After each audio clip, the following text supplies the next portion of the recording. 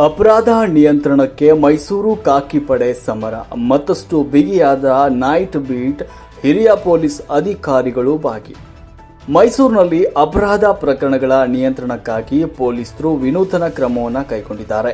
Night beet ಕಾರ್ಯವನ್ನು ಬಿಗಿಗೊಳಿಸಿದ್ದಾರೆ. ಪ್ರಮುಖ ರಸ್ತೆ ಪಾರ್ಕ್ಗಳಲ್ಲಿ ರಾತ್ರಿ ಗಸ್ತು ತಿರುಗಿ ಕಿಡಿಗೇಡಿಗಳಿಗೆ ಎಚ್ಚರಿಕೆ ಗಂಟೆ ನೀಡಿದ್ದಾರೆ.